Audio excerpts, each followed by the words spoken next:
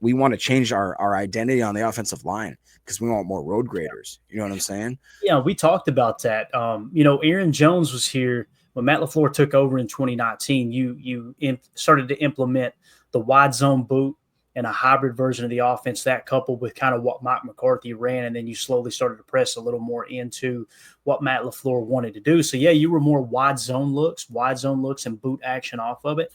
And then you noticed a couple of years in with Matt LaFleur, actually it was the final year of Aaron Jones, you started to see a little bit of duo.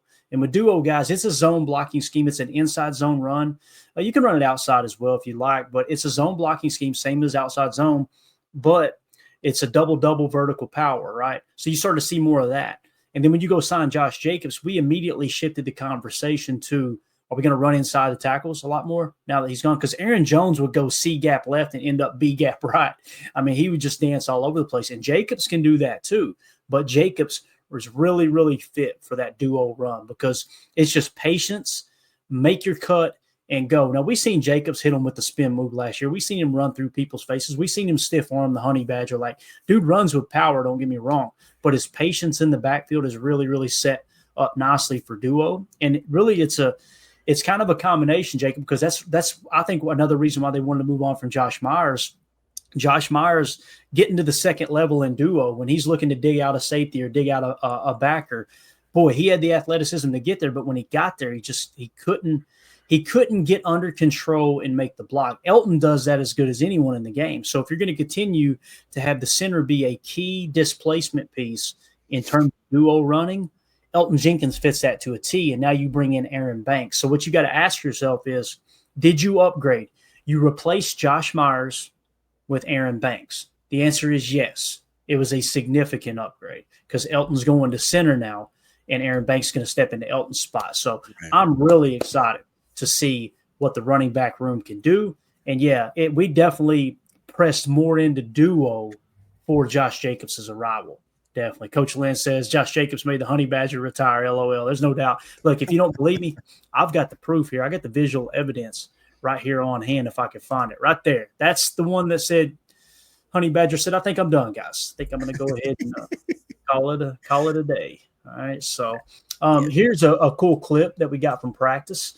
As Ryan Wood tweeted out, goal line throws, Jordan Love to Luke Musgrave in the back end zone, Malik Willis to Tucker Kraft at the line. I love that combo. Malik throw, and maybe they're mixing and matching, I'm sure they are, but Malik throwing to Tucker while Jordan works with Luke Musgrave. Listen, Jordan Love and Tucker Kraft are on the same page. We've seen it all year last year. We need to get Luke Musgrave kind of back up to par, right? So I think that's another thing that people were overlooking. When you hear 12 personnel, you think condensed sets, double tight end sets attached to the line. Let's run the ball, play action off of it. As we've seen early in practice already with some of the footage that came out, you're starting to see Musgrave flexed out in the one. We've seen a video where he was in the one, meaning it was a Trey right and what we would call Trey right one, meaning it was Trey right Y1 is what you would call it, where him being the Y in that particular set and him being the tight end aspect of the three targets on one side, he was the outside receiver. So I'm excited to see what Luke Musgrave can do, man, because the reality is coming out of college, Jacob, he had more potential than Tucker Kraft. Tucker Kraft, this is a perfect example of why you take two swings at a position of need. Tucker Kraft just pressed in and just took that number one tight end spot. Yeah, absolutely. And this isn't a knock on Musgrave or anything like that. You know, the guy didn't have like a lacerated kidney from taking a shot and still played. Finished the game. Finished the game. Internal bleeding. We talk about, and don't get me wrong, I love Tucker Kraft. I think that he is the Marlboro Man. He is, if I could embody myself as an NFL player, I'd want to be Tucker Kraft. That's my guy.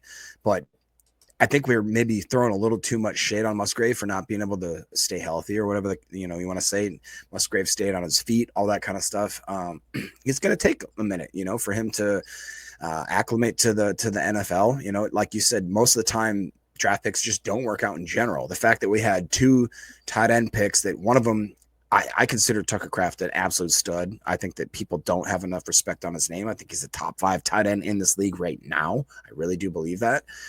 Musgrave is a guy that has to earn it a little bit more. He's got to show that he can stay healthy. He's got to show that he can stay on his feet, that he can catch the ball and not baby, gazelle it. But I think that he has earned enough respect from him doing what he's done and fighting through injuries to and also I believe that Matt LaFleur has a plan for him. I really do believe that he has an actual game plan where he's going to use him in certain situations, certain packages to absolutely exploit defenses. Because again, we've said this multiple times, who are you going to guard?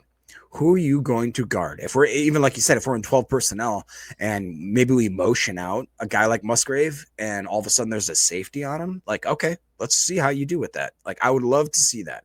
It would be great to see how you're going to cover these guys all at once. I just think that we've built a team, we've built a collection of talented players to the point where, like, at any given time, if Matt LaFleur schemes the play up the right way, there's just no way that you can cover every single one of them. The physics aren't there. The math doesn't math. We're going to have guys streaking open, and if they are, that's where it's on Jordan Love to hit those guys, find those guys, and figure out how to finish that play. Yeah. Bill Huber checking in here on Twitter. Go give him a follow at Bill Huber NFL. Said here the Packers' new running back, Izzy Abanikanda. No, I'm still butchering it. Decent. I'm just going to start calling him Izzy. All right. Izzy. Yeah. Now he's calling him Israel. Everybody else is calling him Izzy. I don't know what the hell to do. So here the Packers' new running back, Israel. Running back Amar Johnson's back after missing the start of camp. Left guard Banks is doing some indie. Not sure what that means. Maybe indoor stuff. Wide receiver Savion Williams ran some routes with the trainer. So you got Savion out there working with the trainer off to the side, still running routes, getting the work in, but probably not, probably staying away from bodies, if that makes sense. But the big thing here, Jacob, we talked about Amar Johnson missing some camp. Can't make the club in the tub. Talk about the absences. I think he's seen them sign Izzy and said, I'm getting my ass back out there, hell or high water tomorrow. I'm back in the lineup. So Amar Johnson, I am way more excited about Amar Johnson than I am Izzy, just me personally. But I don't know. What do you think about it, man? It looks like Amar's stepping right back into camp. I'm going to try not to miss a beat here. Yeah, and he's a jackrabbit, isn't he? Yes, he is. That's Amar correct. Amar Johnson. is, yeah. Yeah, so he's got a little bit of I don't know if Tucker played with him or not, but that to me, if Tuck says you're the guy, you're the guy. All right, I'm gonna listen to him. I listen to the Marlboro man. I am actually very excited about Izzy, and that's, again, I'm gonna call him that from now on because that's just easier. I think that would be a great addition, and obviously it's a tough room to crack. Like, how great is it when we take a step back and realize that multiple groups, positional groups, wide receiver, running back, quarterback, you can't crack them if you're going to be a UDFA, just because we have so much talent there. And if you do crack them, that means that you're exceedingly a great player. So again, barring injury, all that kind of stuff we talk about. Do I see him making the 53? No. Do I see him being a possible impact player in this team down the road if injuries do occur? I absolutely do. And I think that he could be just a really great puzzle piece that maybe doesn't come to fruition now, maybe in a few years, like after, let's say that Jacobs, God forbid, has only a small tenure here, or Wilson gets, somebody finally realizes that he's a gem, and they shark him off of our team, whatever the case may be. It's nice to know that we have such a loaded hopper to the fact that we've got guys that are on our practice squad that could be starters. I think that's unbelievably great development by our front office, and that's why the Packers are the way that they are. Yeah, let's go to the chat here. Packers on top said Tucker did play with Amar. Chris the Casual In says Amar is a stud as well. It's crazy that room is flooded with elite talent. And then Adrian pointed out Izzy has some kick return ability too. So that's very, very interesting. Teams in the chat says keep Savion on jugs all the time. I'm with you, man. Don't, you know what I mean? Listen, I love that they got him working on the routes off to the side. When the pads come on, I'm going to be a little bit nervous for Savion early on. I'm going to be honest with you. Me too. And here's the thing. One concussion could have been a freak thing, right? If he has another one in camp, sound the alarms. Yeah. You know what I mean? I'm being honest, because that's just I can't remember a time, and you guys correct me if I'm wrong in the chat, a time when someone had 2 concussions in training camp here in the last 5 to 10 years. You know what I mean? I'm sure it happened a lot when they were running 4-a-days back in the McCarthy days, and a lot of concussions didn't get reported back then too. That's for sure. So, yeah. But chat's on fire. Appreciate y'all hopping over here from the other stream. I apologize for the inconvenience there. That's a great question. Do we know how he got concussed? Nope. I haven't seen that anywhere. No clue, Chuck. And here's the thing. It was kind of strange because when it was first announced he was going to miss practice, Matt LaFleur did not say why. And when I heard that, I'm like, did the media not ask him what happened? Did they not get a chance to ask him what happened? Who knows? But it was a little strange because it would have gotten reported on the practice field, right? And do you remember what he said? He said they asked him about him, and he goes, "I don't know. Ask Wallers." Yeah, right. Who's Wallers? That's probably the trainer. Probably the But trainer. I'm just saying, like, why, like you said, why the shiftiness of the answer? Why not just like give us a concrete, right definition of what happened there? Like, I'd like that. It's weird. What do you think about? Just as an aside, we've talked about how Matt LaFleur went from all shucks LaFleur to Tupac LaFleur. Do you? I hate saying this, but I do sometimes. I'm like, man, Matt, you're kind of mean. Like he's almost with the press. And don't get me wrong. You went from, man, I'm sick of this pretty boy. He needs to toughen up. Now Jacob's going to calm down, man. Damn, I'm just saying, like sometimes that people ask him questions and he just looks at them like he pooped in their cereal. You know what I mean? Like he doesn't have no time of day. And sometimes the questions are legit. Although I will argue, I think I text Clayton early this morning. I say, "Hey, Matt LaFleur's live," and Clayton goes, "Yeah," and they're asking him dumb questions. It was. There was, "Hey, Matt, do you think it's nice that they practice in hot weather?" And he's like, "I don't control the weather, dude." Matt said, "Is it supposed to be hot?" He literally said, "It's supposed to be hot." I didn't know. I was just like, and listen, and Jacob, I get why he doesn't answer the question. Let me ask you this. Let me ask you a personal question. You don't have to say where the work was. I'm just going to throw a random number out. Think back 2 jobs ago, right? So you may have to go back 20 years. I don't know. But 2 jobs ago, did you ever go into work like, I don't want to talk to these people? Because I know I have. So you think about being in a place where, and most mornings. And here's the thing. You got to put yourself in the coach's shoes too. And here's what I mean by this. You go into that media room, and this isn't a dig at the media, man. I've got a lot of respect for the guys who cover the team. I really do. I think we've got one of the best, group of beat writers and everything in all of the National Football League. But when you go in there as a coach and you read their last article and here's the thing, they may not personally be reading it, but the PR guy goes to the coaches that they're going to ask you about this, they're going to ask you about that. Watch out for this. This guy wrote this article. They're digging here. They prep these coaches and players. There's no 2 ways about it. But imagine you go in knowing that someone wrote an article talking about you're doing a bad job, or wrote an article that this player is a bust halfway through the season, and they're going to ask you about it. I think Matt handles it way better than I could. I'm just being honest. Because the other thing, too, that the media members do now is they piggyback. And what I mean by that is they get together beforehand. And this isn't a shot at them. They're doing their job. Please don't take this the wrong way. But look at it through Matt's eyes. Imagine you going into work and a PR person or management coming to you going, "Hey, listen, these employees over here, these 3 employees, they've been talking behind your back." Yeah. And he's going to ask you one question while the other one asks you another, and they're going to try to tee you up for the third question to get you to say something you might not want to say. Be aware. Yep. And then you go in and stand in front of the camera, which you don't want to be in front of the camera anyway. And you're just like, yeah. Mm-hmm. Yeah. I think he handles it pretty well. I would be an absolute monster. Right.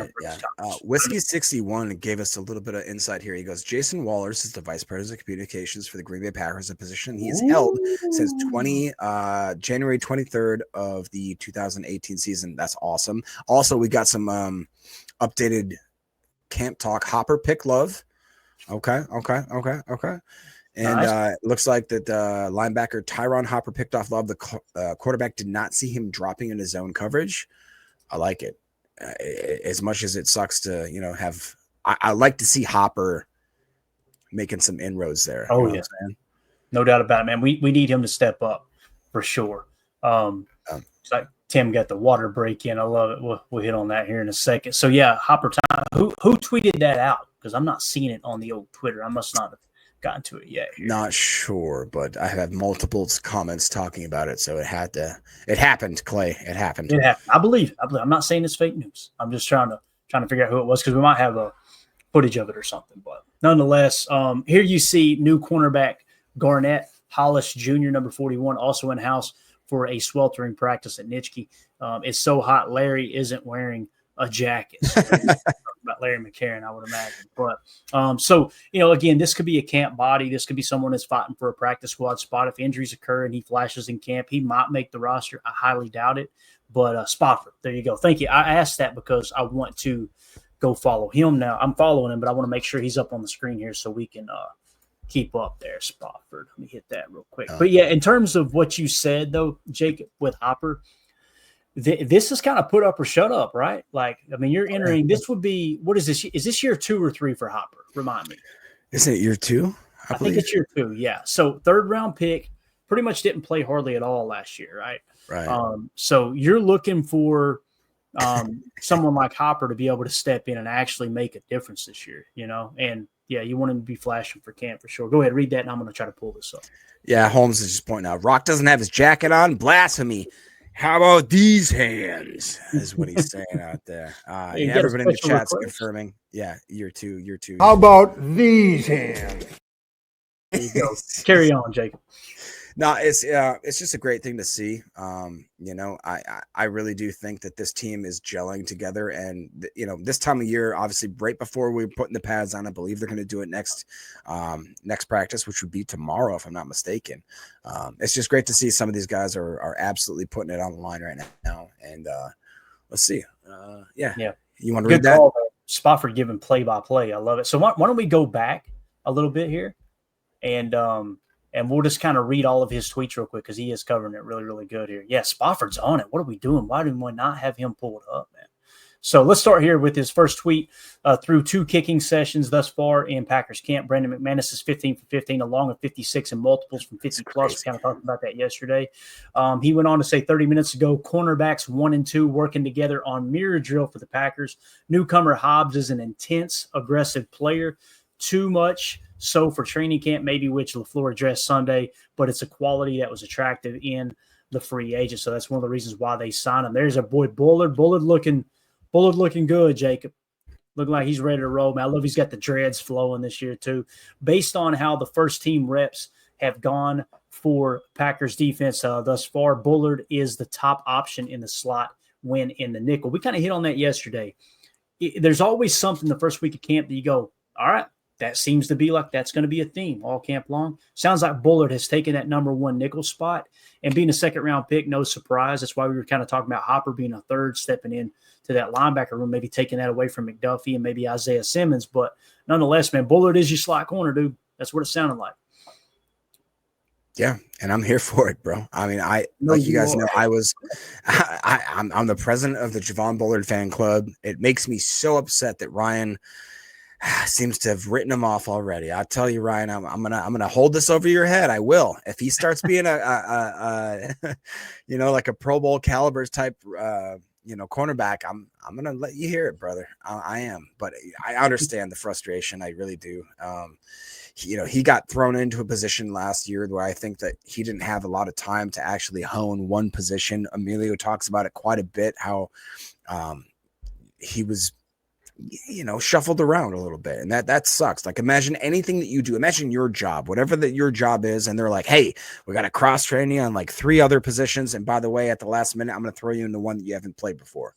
I don't think that that's a fair assessment of a player, and I really do think, I mean, again, I'm biased, I really am, but you watch his tape in Georgia. This dude is the definition of a human meat missile. I believe that he will be firing at all cylinders this year. I think that Hafley understands now how to use him, which is another indicator. Like, we forget that Hafley, that was year 1 for Haffis too. You know what I mean? Like, he didn't understand necessarily how to use, like, he's the guy playing chess, but doesn't understand necessarily how his puzzle pieces fit.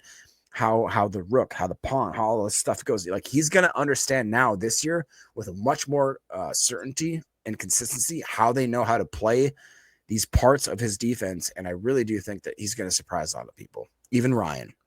I got you, Ryan. Hey, I'm here for it, man. I'm here for it for sure. I was trying to edit the latency settings here so you guys aren't a little bit delayed on your comments coming through, but there's nothing I can do where we had to start this one kind of real fast, but it'll be all right. So yeah, Bullard, number 1 slot so far. Coach Lynn says, so Valentine is DB3. Coach, your guess is as good as mine, man. It does feel like that. It feels like you've got Keyshawn on one side, Nate Hobbs on the other, Javon Bullard in the slot. Carrington Valentine is currently on the bench in the nickel 4-2-5. He'll be what we call the dime back, right? Whenever we go to a dime set, he'll come onto the field if you ever go to a one linebacker set. So I don't know, man. That's kind of what it feels like right now. Robert says Bo Melton's getting outside cornerback reps with the ones. So they're giving our boy Melton every chance to make this roster, Jacob. I mean, they've already kind of moved on from wide receiver, and now they're trying to see, hey, can you add some kind of value there at corner? I personally don't think it looks good for Melton. But there's other people that see it and they think he's even more valuable. He's going to make the team. And who am I to say they're wrong? Yeah. If I had to guess, if I kind of agree with you that this more looks like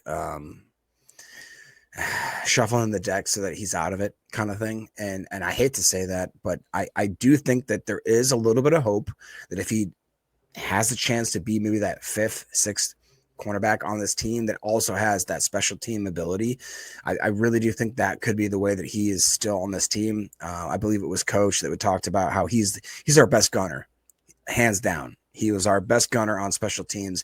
That can get you a spot on this team on that 53. So do I think that he's going to all of a sudden come out and be Travis Hunter? He's playing both ways. Like, no, I don't think that anymore. Like, there was a tiny minute where I thought, oh, wow, he's very, very great. Like, maybe he could do both.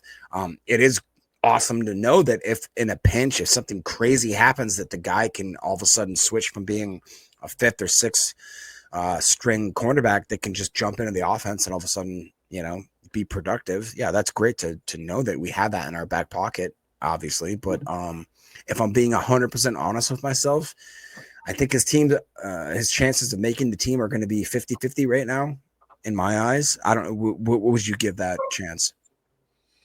Of what? Chance for what? Bo Melton actually making the team, the 53. Yeah, I'm honestly, the 53, as Joseph says, he's cornerback 4. Let's look at it. Let's take a quick look here. So, bye. Mandy's in there trying to tell me bye, being all quiet and yeah. Bye, Mandy. Don't spend too much money. All right, she's out of here. All right, so cornerback room. Drop that comment down for me real quick, Jake. Let's look at it. Let's see if we can figure this out. So, you got, like I said, Keyshawn Nixon, right? You got Keyshawn Nixon, Nate Hobbs, and then you're going to have Carrington Valentine. They're slam dunks. Javon Bullard's a slam dunk to make the roster, right? So I definitely don't – now, if you're talking about outside corner number 4, that's where it gets a little bit tricky, right? If that's the case, so you're saying you would take Bo Melton over Kalen King, Micah Robinson, Isaiah Dunn. You got Tyron Herring, Junior Gregory. For me, I would probably put – I see the point. I do. He could possibly be the 5th cornerback right now. I personally like Micah Robinson better. And I know we haven't seen him in a game yet, but I like Micah Robinson better. But other than that, that's the only guy, Jacob, I can think of. Kalen King and Micah Robinson. So I would probably put him – I'd probably put him 6 or 7, me personally. So, yeah. As J. Cole says, don't underestimate Gregory Jr. either. Yeah, I mean, Goody loves his athletes. There's no doubt about it. So, yeah, man, to answer your question, Jacob, percentage chance of Bo Melton making the roster, if everyone's healthy, 10% that he makes it as a cornerback. Oof. Now, if wide receiver room gets banged up, which I doubt it does, maybe there's enough value there that he makes it in that regard. But, yeah, that's kind of how I see it. I could be wrong.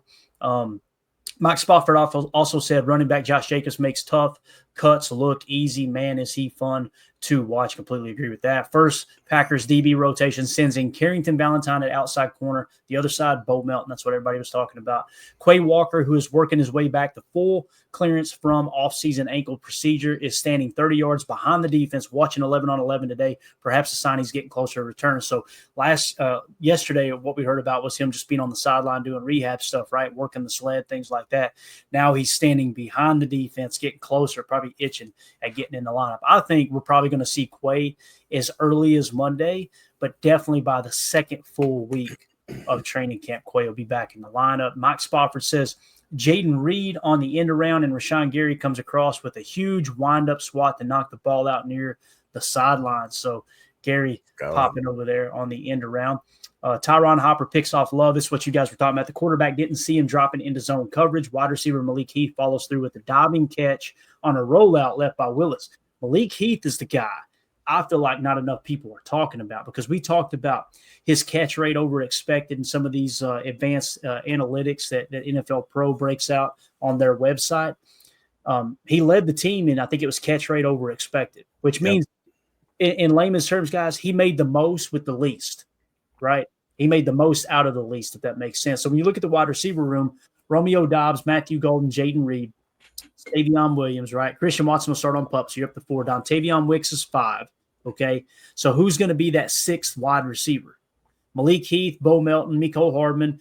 It comes down to Mecole Hardman and Malik Heath for me. And you might carry an extra one this year, boys, I'm telling you. Malik Heath, I don't know if he'll stick on the practice squad this year. I don't think he would. Think he would. Somebody will pick him up because they've got access to the same amount of information, the same tape. And Jacob, what you see on tape of Malik Heath, minimal opportunities, but you get strong hands, can make contested catches, blocking like a banshee, bigger body receiver, and he'll block you to the water cooler. I mean, what is there not to like? Now, it just comes down to how thin the league is at wide receiver overall.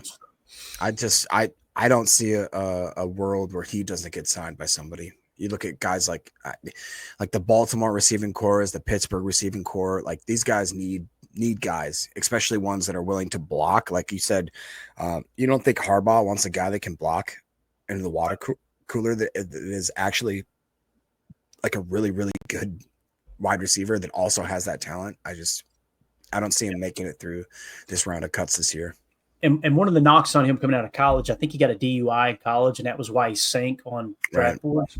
Yep. Kept his nose completely clean up here in Green Bay the entire time. So I think you can kind of put that worry behind us there. Mike Spofford also said Jaden Reed with a nice grab off a mini scramble by Love, but he can't get his feet in along the end zone sideline. Wasn't happy he missed that chance, though it was a really tough play. So you're seeing Jordan a little bit of scrambling ability there from according to Spofford. I'll go ahead and refresh his too just to make sure we're not missing anything else there. You seen anything else in the chat, Jacob, as I comb through social media here real quick?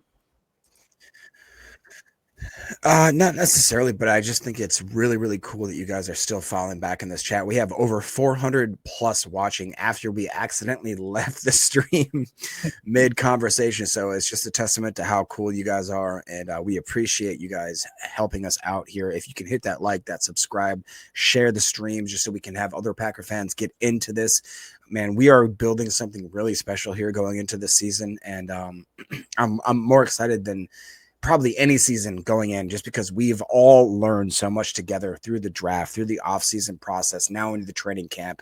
As we get into the preseason and then into the final season, it's just going to be freaking cool, man. So I'm glad you guys are here with us.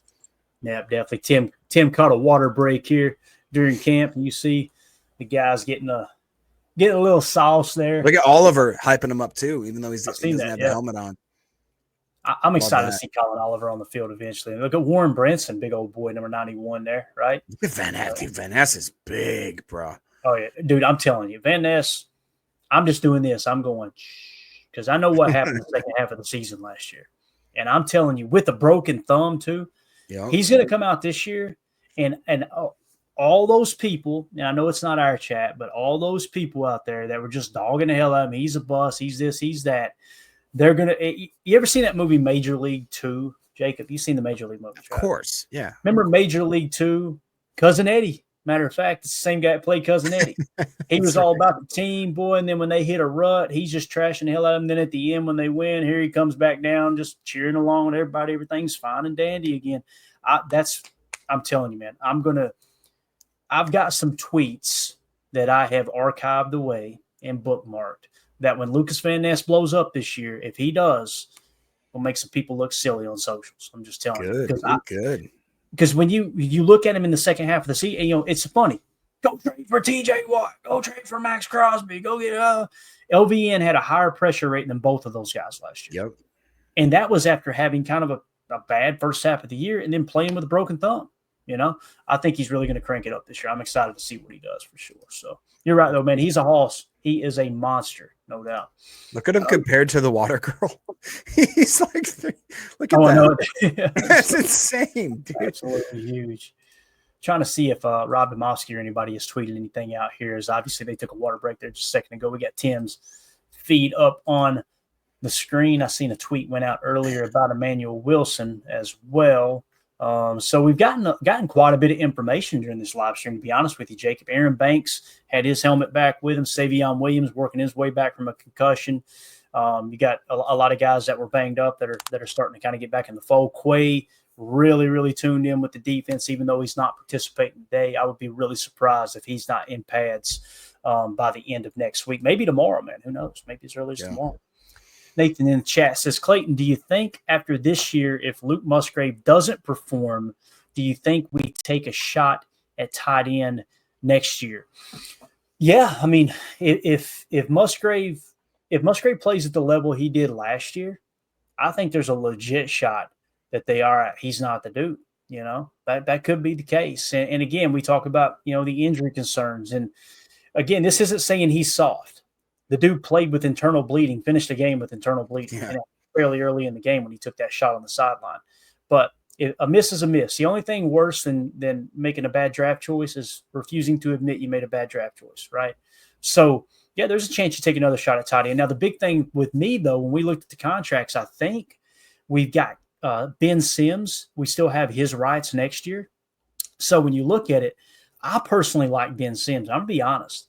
I like Ben Sims more than Musgrave up to this point. Now, Musgrave has a lot more potential than Ben Sims. John Fitzpatrick is more of that H-back role. You can put him back there at that wing position and just knock the linebacker's ass off in those goal line situations. Messiah Swinson, big body dude. He just hasn't been able to kind of crack in to the upper echelon of the Packers tight end roster. So, yeah, if Musgrave does exactly what he did last year, if he stays healthy and grades out in the 40s and we don't really see, man, he's just not as dynamic as we thought, I could see him taking a swing in the draft next year for sure. And who knows, maybe they go and try to find the next Ben Sims too, Jacob, right? Because I remember when we signed Ben Sims, you were excited about him. I rolled my eyes going, this is just another camp body. And I'm telling you, that dude maximized every opportunity he got at the tight end position.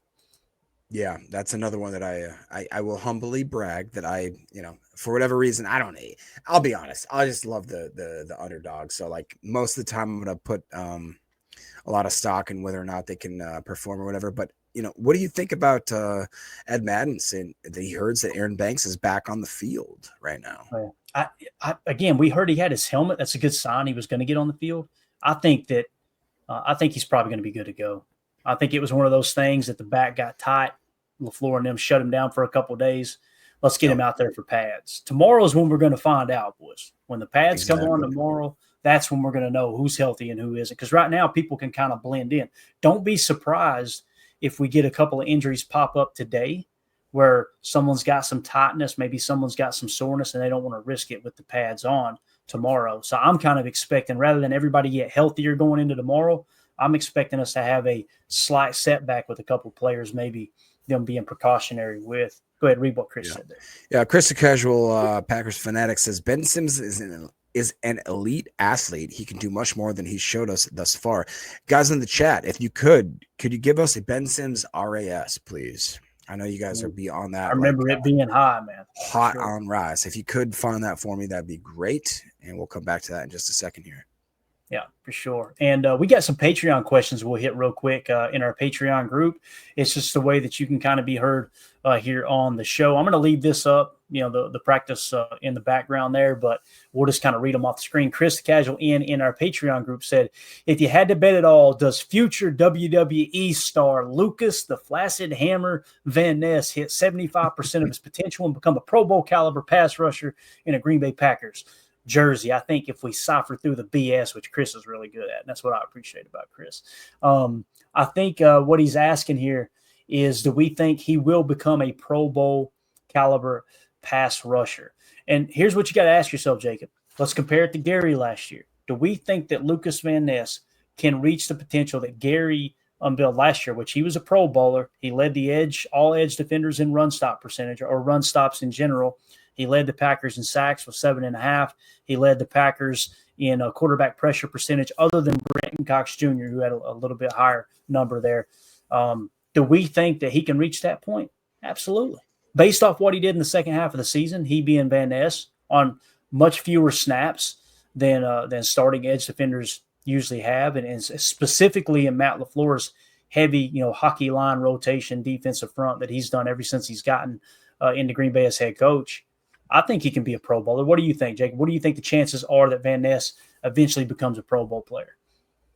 Yeah, I really do. I honestly do think that sometimes it takes a guy a few years to get acclimated, sometimes it just, whatever they're asking him to do necessarily doesn't fit what his traits are, what he's really, really good at. I think that Jeff Hafley is a unique type of coach where he understands, all right, I have to look at each individual player and I have to understand if I'm asking him to do something that isn't in their wheelhouse. You know what I mean? Like I need to understand if what I'm asking him to do is outside of his realm of possibility. And I think that LVN, just from him being a mountain of a man, an absolute human meat missile himself, is just now kind of maybe finding his niche too. Like it takes time. Like I can't imagine how it must be to go from the college level to the NFL level and thinking that you can just translate those exact traits and have that same performance. You know what I'm saying? Like it just doesn't work that way.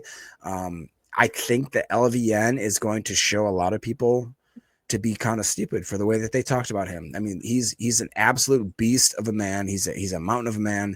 He's got the intangibles. It's just whether or not they can coach him up and to use them in the right way. I really do believe that you're going to see him take a step this year, in a point where it might even be like where guys on ESPN are talking about him. You know what I'm saying? Like where he's made that sort of drastic step. And just real quick, Doc in the chat and a few others, I appreciate you guys. Ben Sims did grade out exceedingly well. Very, very well. He was in the high 8s as far as RAS. Coach says he thinks he ran a 4.5.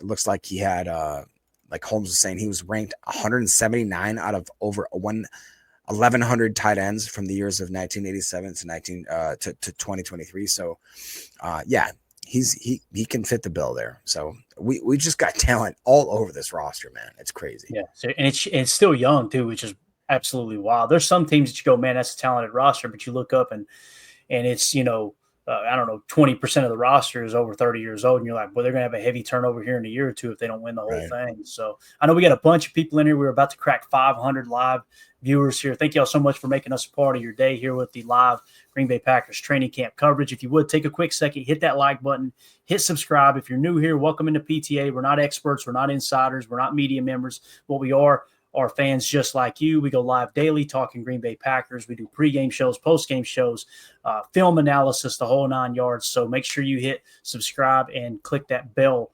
icon for notifications. That way you get notified every time we do go live. Nathan asked a question. Clayton, do you feel the same about the center position? Do we take a center next year? I'm going to answer this, Nathan. I'm going to kind of skirt the question a little bit, but I think it's important to mention this. Elton Jenkins, I think they're playing with Elton Jenkins, and I could be wrong. If Elton Jenkins comes out this year and he balls out and he's an all-pro center, Pro Bowl center, Jacob, they'll probably keep him around for the final year, guarantee a little bit of that second year that's left on the contract, and then focus on moving on after that. But if Elton Jenkins plays kind of at the level he has played, where it's not like this top 10 at his position type thing or top 5 at his position, I think there's a decent chance that next year what they'll do with Elton is they'll ask him to take a pay cut. And by pay cut, what we mean is convert some of his base salary to signing bonus to make it appealing for him, but lower the overall number of the contract. I think they may go that route. And you'll probably ask him, well, why would he do that? He would do that because he can get more guaranteed money rather than just being cut outright and having to move across the country to the next team and probably get less than he would have gotten here. Like many people thought Jair was going to break the bank wherever he went. Jair ended up with a contract worth $6 million. I could see that happening with Elton. That's why he would take, a little more guaranteed money, but less overall money, if that makes sense, just a little stability. Now, if they don't take that approach, Nathan, what's going to happen is they cut him loose because next year, basically his dead cap hit next year is $4.8 million, okay, if I remember correctly. His cap hit altogether is $28.8 million. So essentially you can free up $20 million in cap space if you cut Elton outright next year. Okay. So I think there's a decent chance they could go that route. If they do, Nathan, you always got to bring it back to precedent. Is there precedent for the Green Bay Packers to go out and draft a center and then start him immediately? Yes, they've done it multiple times throughout the years, even before Goody, right? Like if you remember, before Josh Myers, that's the most recent one, right? Before Josh Myers, who was it? Corey Linsley, remember? They drafted Corey Linsley, and he started as a rookie right off the bat, if I remember correctly, too. So there's precedent. From Ohio State, right? Yeah, exactly. There's precedent for that, right? There's also an aging player at the position whose guaranteed money is gone, and you can free up a ton of cap space by moving on. All right, so there's another reason why you would think they could. Now the question becomes, does Jacob Monk take another step to become a starting center? Now you can ask yourself the same thing in terms of Sean Ryan, but the problem there is Sean Ryan's in the final year of his deal. Also, let's say they do go that route, Nathan, and they decide they're moving on from Elton, and Jacob Monk doesn't work out, right? Then you go try to draft one. But what if the draft board doesn't fall just right? I would not be surprised if they kick Zach Tom to center, and then you got Anthony Belton, second-round pick, ready to step in at right tackle. You've got Jordan Morgan potentially there. Who knows what's going to happen with Rasheed Walker? If Rasheed Walker balls out this year, we may get to week 6 or 7 and Goody have one of those rare in-season contract extensions, which he doesn't like to do often. So, yeah, I think there's a chance. It's a long-winded way of getting there. I just wanted to kind of walk you through the thought process, what goes through my mind. It's not just I think I'll answer this way. It does look like there's a chance they could be looking to draft a center in this upcoming draft. I could see that. What do you think, Jacob, that question? Yeah, it's tough. I think a lot of it's going to depend on how Elton handles this. It really does. And if, like you said, if he comes in and he performs the way that he is, but we have to remember that he's pushing 30, right? Isn't he 29, about to be 30, if not already 30? Yeah. The Packers just, they're like Leo DiCaprio, baby. They ain't dating the oldies, they want these young guys that are in there, and they're anti-Jacob. They ain't. Hey, early bird special is great. I just think that Monk has actually shown a lot, and the fact that they are willing to stick with him, they didn't draft him for no reason. It's the NFL, like we always say, is not for long, and even though a guy like Jenkins supposedly has a strong staple in this community, in this team, it sucks, but it's a business, right? And so I don't necessarily think that means that he's going to stay here for the foreseeable future, especially if whatever's going on right now isn't just an injury. If it is for some reason him, holding out or whatever, I'm not saying that whatsoever. I do believe that he does have a back issue. I think when you watch the interviews, you can see Goody and LaFleur being like, look, I don't want to answer this question anymore. He actually is hurt. He's not just gaming us kind of thing. But on the flip side, if that's the case, then the Green Bay Packers are not scared to move on from players. They've shown that very clearly over the past 10, 20, 30, their whole career as Packers. We know that they will move on if they think that it's going to be better for the team. And real quick, Tim did just send a text saying that I'll DM you a pic of Williams with no helmet, meaning Savion Williams, I don't believe, is actually practicing full bore right now. So we've heard reports. Yeah, we heard reports that he did have his helmet on. He's practicing. Then we heard reports that he was working with the trainer off to the side with no helmet. We've seen him come out of the facility with no helmet, right? So yeah. Got it. Appreciate that question there, though, Nathan. You're the man. So, Spofford, a little update here. Obviously, the last thing we covered was the Reed catch, right? I think we got up on the screen. Yeah. So, twos in the red zone. Wilson takes an outside handoff and gets the edge with ease. Talking about Emmanuel Wilson. Next play, the defense bows up and gives Wilson nowhere to go up the middle, blowing up the play. And then here we go, boys and girls. Matthew Golden with a nifty outside in move at the goal line, rises to snag Willis's throw for a touchdown. You could see QB2 trusting the Packers rookie will get enough separation to make the play. So it sounds like Willis hitting Matthew Golden with a little anticipatory throw. That's exciting, man. Matthew Golden, I'm telling you, boys, seen a lot of receivers come through, a lot of young receivers come through Green Bay in the last couple of decades. something looks different about Matthew Golden. It's almost, Jacob, as if Goody actually had a first-round grade on him. Crazy, right? Yeah. It's very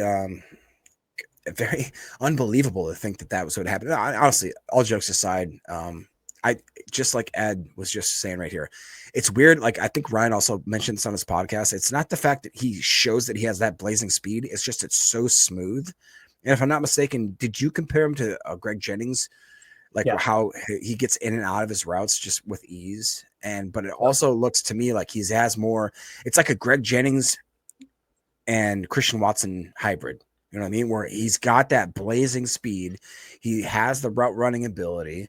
He knows how to secure the catch. What I really liked about watching his highlights is that he has that pinpoint where he connects with the ball, the catch rate, catch point, and he knows how to almost effortlessly, like without looking upfield, knows what the next move is going to kind of be, if that makes sense. Like he just seems fluid. And that's I think the best is Chris, the casual one, says Greg Jennings on steroids. Well, all right, let's go. Oh, no, let's don't say that. Let's don't get that out. Don't test him. Don't test him. But he really does. He seems like he's got a spark plug in his butt. You know, he's ready to go, man. Dang, it's a family show, Jake. What are we doing? Hey, see, since it is a family show, hit that like button for us. We appreciate it. We got a bunch of people in there. We did crack the 500 mark. Y'all are awesome. We hit that mark because a bunch of people hit like on the stream. I'm telling you, it helps more than you know. We appreciate that. It really does. Ryan Wood says Trey Hill with his third bad snap of camp just sailed it over Malik Willis's head in shotgun. Uh-oh, Trey. Uh-oh, buddy. Trey Hill, that was the guy we signed from Cincinnati, if I'm not mistaken. I think you're right. Anybody that Cincinnati lets go, I don't know.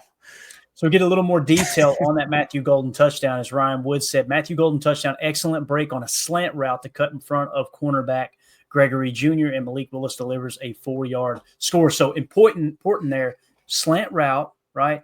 And it was on Gregory Jr., so it wasn't like it was on one of our top DBs. That's important to know, right? I don't want to overhype someone either. And then he goes on to say Matthew Golden's second touchdown in this period, good protection.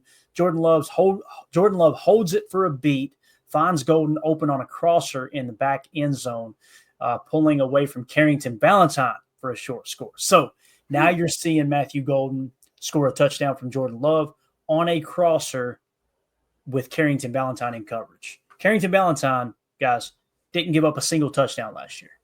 So just keep that in mind. Now, I know this is camp. That's not to say, oh, no, Valentine's in trouble. It's just I put a lot more stock, Jacob, in that Matthew Golden second touchdown than maybe the one that was on Gregory Jr., if that makes sense. No, that makes sense. 100%. Yeah, for sure.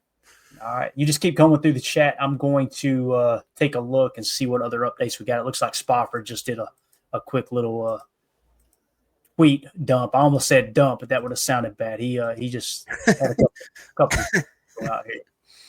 Here we go. Yeah, 2's in the red zone. Wilson takes a handoff. We talked about that. Golden with the nifty outside in move. We talked about it. Here we go. 1's in the red zone. LVN gets the pressure and sack of Love off the edge. Then the O-line opens up a huge hole for Lloyd up the middle. With extra time, Love finds Golden cutting across the end zone. Haddon breaks up. Front pylon throw for Dobbs. Lots of competitiveness out there for the Packers. So that's really great information. So you got LVN getting the sack. Then you got Marshawn Lloyd running through a huge hole there up the middle. And then with extra time, Love finds Golden cutting across the end zone. That's the touchdown we just talked about. Looks like Haddon over there too, covering Dobby, breaking up a pass. So that's good. I like that. We haven't talked about Kamal Haddon at all, have we, Jake? Oh, and that's a guy that I really had a lot of hopes for. He's the Tennessee guy, if I'm not mistaken, isn't he? Yeah. Yes, that's right. Yeah, he was drafted in the 6th round by the Kansas City Chiefs. I believe they cut him loose. Packers picked him up. And it's a perfect example. We didn't even mention Kamal Haddon just a second ago when we're talking about potentially Bo Melton making it at corner, man. You see what I'm saying? Like I personally would rather have Kamal Haddon at corner than Bo Melton, although that could change. We get a little preseason snaps with Bo playing corner. Yeah, no, I agree with that. And that's what's really tough is Bo Melton, it's so hard because he's such a fan favorite and he's a favorite of mine. But like you said, I mean, just assuming that he can switch a position, move to that position, and then all of a sudden make the team over guys that, are like, let's say Kalen King, Micah Robinson, even Tyron Herring. We've heard lots of good stuff about Gregory Jr. Kamal Hadden to me is right there in the mix too. I think he was like a kind of a more physical cornerback as well, if I'm not mistaken. So it's tough, man. Like, what do I want to do? If you put the water gun to my head, do I take, Melton, or do I really give it to a guy that's played probably his whole career as an actual DB? I think I'd have to probably give it to Kamal if I had to make that choice. It sucks, really, honestly, to have to make that, but I don't know. And honestly, Tyron Herring, I think if I remember correctly, he's like 6'3", 210 pounds. Like the dude's he's a human meat missile right there, is what he is, and he's coming for you. He's coming for your lunch money, brother. There you go. And it looked like with the Kamal Hadden pass breakup, I think it was Wes Hodkowitz put out a little more detail. I think it's who it was. I've got so many windows open over here. Yeah, it was a goal line fade for Dobbs, and that's Dobby's bread and butter. So Kamal Hadden breaking that up. That's good news for him, for sure. So I think we're all caught up on the tweets. I imagine practice will be wrapping up soon. We'll take you all the way to the end of it for sure. Check this out. Matt Schneidman put this tweet out. Bang, Bubba Frank's in the building. Bubba looked like he'd still play out there, man. Bubba Franks was a tight end that played for the Packers when I became a Packer fan. Man, I remember him so well. Bubba Franks was a big old boy, Jake, if I remember correctly. I'm trying to think of what his size was, but I do think he was very, very large. Let's see here. Bubba Franks, height and weight. 6'6", 265. Good Lord. Yeah, and that was back under the Mike Sherman offense where they like to run those heavy sets, 3 tight ends with one being, as we called U71 Bacon, which was Kevin Berry going in there as a tight end, knowing he wasn't going to catch no pass. He was just out there to push guys around. So I think Tim actually had tweeted at me or said he had sent a picture or something. I'm just following his account here. We got some good stuff. We got some good stuff from Tim. You want to go to a little bit of live footage here, Jacob, just a second ago? Let's do it. All right, here we go. Surprise, surprise. He's over on the defensive side. We got the big defensive lineman over here working, right? And we're going to keep it muted. We don't want to give away any secrets here. But Kenny Clark, Devontae White, Rashawn Gary together there, looking like it is a hot one out there. What a beautiful day in Green Bay, man. Crowd, look at the crowd in the background too, Jake. It looks like it's packed out. Yeah. And I love how I'm assuming that's Covington right there. Yeah, Coach Covington. Look how he's working with Nazir Stackhouse. How the guys in the background, like he's got the rookie UDFA in the back. He's working with him hard. Look what he's doing. He's looking back at Gary, Wyatt, and Clark. You know what I'm saying? Yep. Like he's taking a guy that to me says that Stackhouse has some potential. I don't think that he would take the time to coach a guy, look back at his 3 biggest starters on that defensive line and say, hey, this is what I'm doing to this guy. This is what I'm trying to teach you. You know what I'm saying? Like he that to me bodes very well for Nazir Stackhouse of making this 53. Am I crazy for thinking that?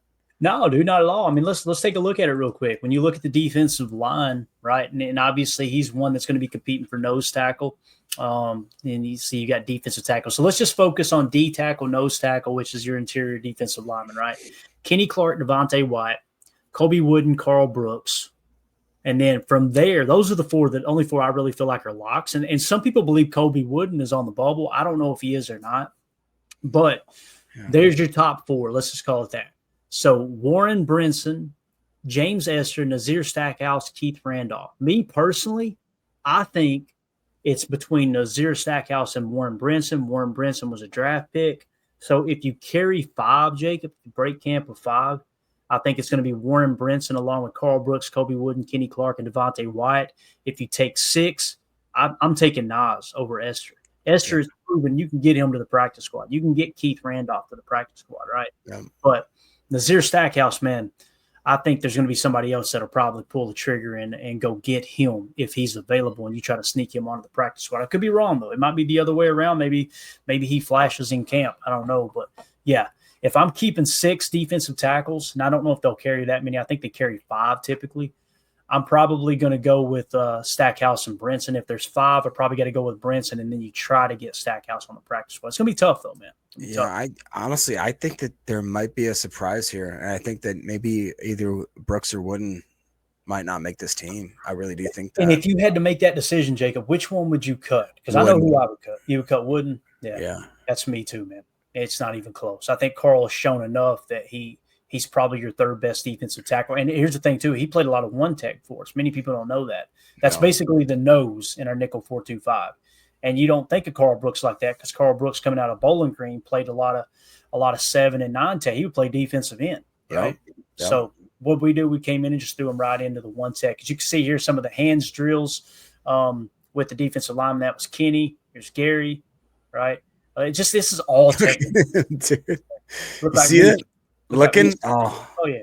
Looked like me sneaking into the kitchen about 2 a.m. trying to get to the pie that Mandy wanted me to wait till the next day. I was going to say, me at the buffet being like, where's the wontons? Is that Nestor right there? Am I thinking right? I believe that's so. That's Randolph. Oh, no, that's Randolph, yeah. Who we got I think that's Esther. That's Carl. Is that Esther? No, you're right. That's Esther. Is this Stack? Who's this? That's Stack, yep. God, he is huge. He's a big dude, bro. I'm telling you, and again, man. It doesn't look like, most nose tackles, they got quite the belly on. This dude looks shredded, man. Yeah, he does.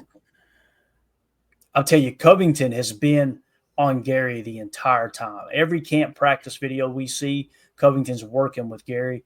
What if Gary comes out this year and finally puts the naysayers to bed, just gets 18 sacks or something? Wouldn't that be awesome, man? That would be great. Yeah, 100%.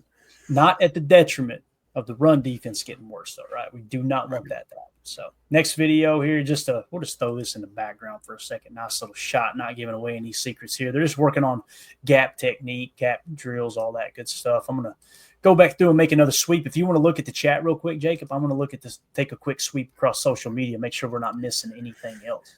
Yeah, Coach is talking about how Wooden bulked up this year. I actually saw that too. Unfortunately, Joseph says buy Wooden, according to whether or not we're going to have that 5-man front there. I hate to – I'm such a homer that it's tough to try to, let guys that you kind of have a heart for go. I mean, that's just, it's a business, right? And it sucks that we have to do that every year. There was a comment last night, I believe, like, I'd hate to be the guy that has to make these final cuts. That would be the worst job I could ever have. If you offer me a job at the Green Bay front office, I'd be like, oh my God, yeah. And they're like, yeah, you got to make the cuts. I'd be like, nope, I'm going to go back to working my 9 to 5. All right. I couldn't do that. Joseph talks about how he'd keep Brinson and Stackhouse. It'd be great, but there's only a limited amount of snaps that we can do. That's just what it is. Doc's talking about Gary's a dog. I really love the fact he looks the part right now. He looks like he's ready to absolutely eat.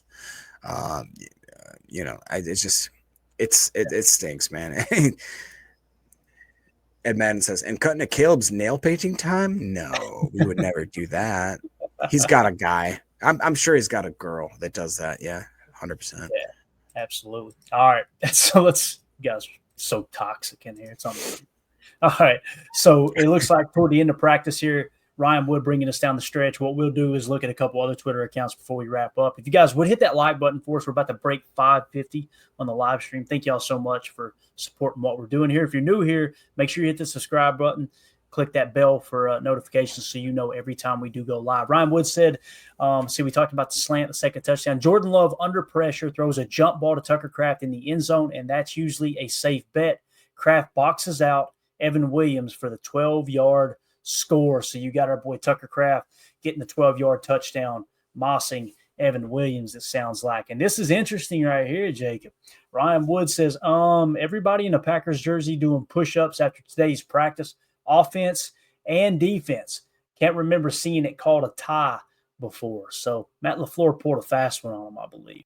He said, it's a tie. Everybody get down and do your push-ups. So there you go. As practice looks like it's about ready to wrap up, we will go ahead and close that one out. And I want to say there was another update over here.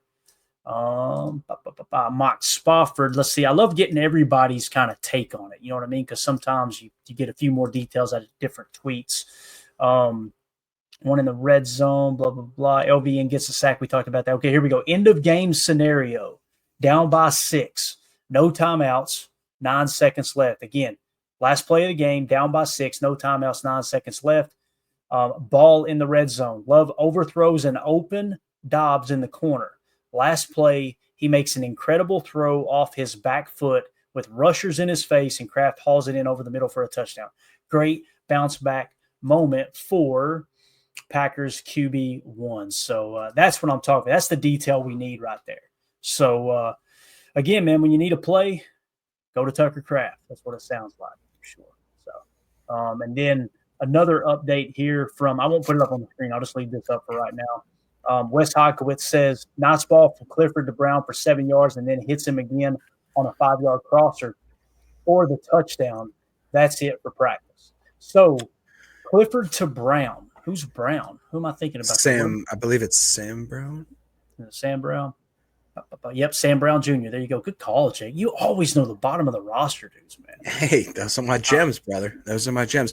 By the speaking of the bottom of the barrel, we got Funny Boy Rhodey saying, love that kept profile sleeping. pic, by the way. Yeah, super cool. Said kept sleeping on the Vikings. Y'all gonna wake the F up. JJ McCarthy about to go crazy this year on all y'all weak defense. Using the grammar. You know, I love you, Funny Boy Roddy. You are got hold to the wrong stuff. No, seriously, I read stuff like this and all I can think Here's is the guy. like kept sleeping. First of all, we need to get him some English lessons here. Kept sleeping hooked on on the phonics. Really helps. It does. Y'all gonna wake TF up. JJ McCarthy about to go crazy this year on y'all weak defense. Now, Funny Boy Rhodey, I got a question for you, bub. Quick little question. If I were to ask you, let me get this. Let me get this down here real quick so we can get a little bit intimate here. If I had to ask you, who has won more games in the National Football League, the Green Bay Packers or the Minnesota Vikings? Who do you think that would be? If I had to ask you, who has won more head-to-head matchups in the history of the NFL, the Packers or the Vikings? If I had to ask you, who has won more divisional championships, the NFC North, NFC Central, whatever you want to call it from back in the day, would it be the Packers or the Vikings? It would be the Packers. Who has won the most conference championships, NFC championships? It would be the Packers. How about Super Bowls? It would be the Packers. And the final question is NFL championships, just in general, since just the day they came in the league. It would be Packers. What the hell are you doing here talking trash, bro? Yeah. Seriously, I don't understand. I hope one day I have the confidence, the self-confidence, the self-image, Jacob, to be able to go to someone who has absolutely dominated me in every facet of the topic in which we are conversing on and go, we're better than you. A rookie quarterback. A rookie quarterback. Yeah. Yeah. I wish I could say what I want to say. I probably won't. I mean, I don't know. Being like a Vikings fan, it's kind of like being the tallest midget. Doesn't matter, does it really matter anywhere? I really don't know. But hey, I love the confidence. Like Clayton said, the confidence that you came in here with, running and charging up. That's great. No, yeah, dude, you removed the facts. It sounded great. Yeah, right? if you take away all the facts and the statistics and all of like the history, you got a good point, bro. Really do. It's a good description of Viking fans. Like they've never won anything, and they're so confident. I'm telling you, I kind of respect them. I respect it, man. The fact that you can just ignore reality and kind of go into your own little world like that. It truly is. You guys, some of the stuff you say, it's like you're a damn Uber driver and you ain't got a car. I'm like, what are we even doing? What's the goal here? What are we even talking about? So you're an Uber driver with no destination. You're just out there. Exactly. Just know this: when we meet you twice this year, you're going to be begging for Sam Darnold back. I have a feeling. I've seen the camp highlights of JJ McCarthy, and boy, oh boy, you guys are crowning him like he is just the second coming. Just know when we meet twice this year, it's belt to ass. All right, it's coming. Don't be surprised when it happens. You can be disappointed. I'll allow you to be disappointed. Just don't be surprised when it happens. And with that being said, hit that like button. We appreciate you tuning in here. Yeah, Packers podcast. As subscribe. Packers on Top says, took time out of his day to join a Packers podcast. Listen, man, I get it. Packers on Top. Get it. Could you imagine rooting for the Vikings and having to listen to Paul Allen and those? I was just gonna say, yes, listen to Paul I Allen. kind of feel sorry for him. I really do. It's like I really do too. it'd be horrible, absolutely horrible. So, Jacob, I think that's it, man. I think we got all the way through practice. I did not plan on staying live through the whole practice, but we did it, man. Yeah, we did. Anything else you want to add? Is there anything else anybody's seen? Let us know. I'm just combing through Twitter one last time here, and we'll put this up just to kind of take a shot here. Yeah, you go ahead, surf Twitter real quick. Yeah, surf Twitter real quick. What I would maybe promote is that, again, we are about to, at 12 a.m. midnight, we're going to open it up to the public / Patreon subscribers that want to join our PTA, our Patreon Fantasy League. It's going to be amazing. It is a super flex with 2 defensive players league. It's going to be really, really awesome. It's a $50 buy-in. If you guys want to get into that, we're going to have a rollover if you do not get into the original league. And it's going to be just an absolute blast. Absolutely. And I will say one more thing. Did you watch Happy Gilmore 2 last night? I have not watched it yet. Mandy was out spending my money shopping until about 11 o'clock last night. So we loved Happy Gilmore 2. We usually don't even address these types of things on the podcast, but as we're leaving, I want to know in the chat, did you guys like it? I think they stayed true. They did a bunch of callbacks.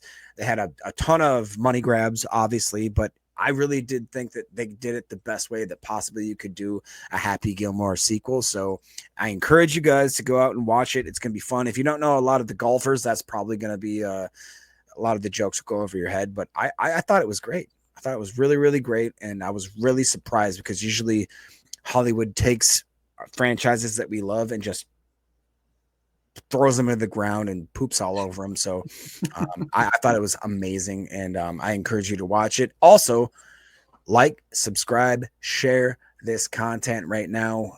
We're going to be going live again tomorrow night at 6:30 p.m. as we do most days, especially as we get revamped into the season. You guys might see us start doing 2-a-days. The guys are doing 2-a-days. They're doing, pre-camp stuff, getting their body right and tight. So are we. We're going to start doing, we're putting ourselves up. Me and Clayton get to the gym sometimes. And not this guy. Not this guy. If I'm in the gym, I'm picking somebody up. They needed a ride. You know what I mean? I'm just talking about giving somebody a ride. So I'm one of those weird dudes that I walk on average about 12 miles a day with what I do on the daily. And I try to do about 200 push-ups a night, and I call it good enough. You know what? The good Lord comes, gets me.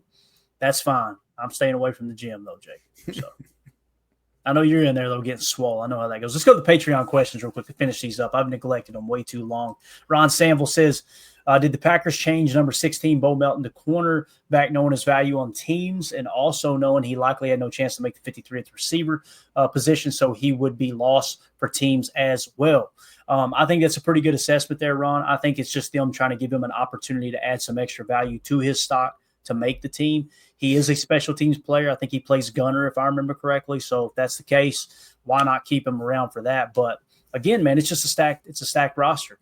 You got a player who was extremely valuable 2 years ago as a wide receiver. He broke the 100-yard mark. Ironically, he gained 100 yards in that huge New Year's Eve win over the Minnesota Vikings in their own house. Wasn't he the only receiver that went over 100 yards last year? So think about that. How much he contributed 2 years ago to the point where he may not even make the roster shows you how they've advanced this roster. You know what I mean? It's definitely got better. Chris in the Patreon question said, Clayton, listening to your camp review from Saturday morning, why can't Hobbs and CV work as starting outside cornerbacks with Bull in a slot? K9, take a seat, in my opinion. I would lean toward that too, Chris, but the coaches seem to disagree, at least early on. It kind of feels like it's Keyshawn Nixon and Carrington Valentine battling for that spot opposite of Nate Hobbs. And it sounds like Keyshawn Nixon has the upper hand right now. I will say this about Keyshawn. First one on the practice field today. There was multiple people tweeting about that. So man's doing everything he can to kind of hold that spot. And I think what it's probably going to be, Chris, it's going to be a camp battle there. We get to the last week of camp. that's when we could really have a conversation about, okay, who's pulling ahead? Is it going to be Carrington? Is it going to be Keyshawn? I hate to say this, but it happens just about every year. Most of the times when you get these kind of camp battles, an injury will decide it for you. Not a major injury. It might just be a 2-week setback or something. All of a sudden that person – that's why it took a little while to get Edgerrin Cooper on the field more consistently, because injury kind of took him down during training camp last year. So just keep that in mind. And then Roger Davis says, what do you guys feel are the strongest rooms on offense and defense? I'm thinking the most competitives are wide receiver and linebacker. Looking forward to your opinions. Roger, that's a great question. Great question. Jacob, what's the first thing that comes to mind for you? What are the strongest rooms on offense and defense? Let's start with offense. What do you think the strongest room on offense? It's got to be wide receiver. I mean, that's an easy answer for me. Yeah, okay. Wide receiver. Although running back room also, like we talked about earlier in this episode, is that's pretty stacked. I was going to say running back. I think it's running back, receiver, then quarterback, because I do think Malik Willis adds a lot of extra value to that room. I agree. And that's kind of typically how you separate yourself, when you and you could argue tight end, which is such a crazy thing. You know what I mean? Like, we've got and this is why, guys, when we say that this is our year, running back room stacked, wide receiver room stacked, quarterback room stacked, offensive line, you could argue, stacked. Like, it's kind of crazy. Yeah, very true. Defense, Jacob, what would it be on defense? What room do you think? To me, it's safety room. Safety room. Yeah, dude. Even if we got 2 injuries, which God forbid, I don't want to happen, we still got studs. We got studs. No, it's so true. That's the one thing too why I wasn't overly concerned about the cornerback room this year going in, because you know who you got backing you up back there, man. You got Xavier McKinney, who's an All-Pro, and then you got our boy Evan Williams, who made the PFWA All-Rookie team last year. Well, so. And then obviously you got Zane Anderson. We haven't talked about Keaton Home at Depot. You know what I mean? Exactly right. So, yeah. All right, guys, that's going to do it. And again, if you want to get your questions read on the air here, it's Super Chats, and or you can join our Patreon group, patreon.com/PackerFan Total Access. Again, we're going to be doing a giveaway. If we go live tonight, 6:30 p.m. Central Time, there's a chance we don't. You guys just keep your eyes to the YouTube channel here. We may go live tonight. We've covered a lot here today, so I don't want to just get in here and us just kind of poke around, not do anything. But when we go live, whether it's tonight or tomorrow, we're going to be putting anyone who is a member here on YouTube. You can just hit that join tab if you're not familiar with Patreon. You get more content in our Patreon group for the same price there.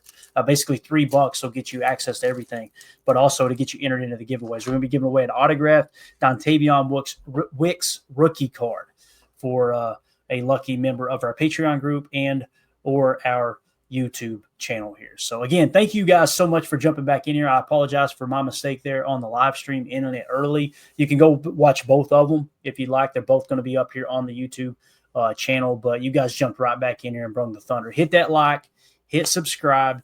We will see you guys either tonight or tomorrow night for PTA Live. Padded practice tomorrow. Going to be plenty to talk about tomorrow night. You guys stay safe out there. We'll see you soon. There we go. We're out. Bye, guys.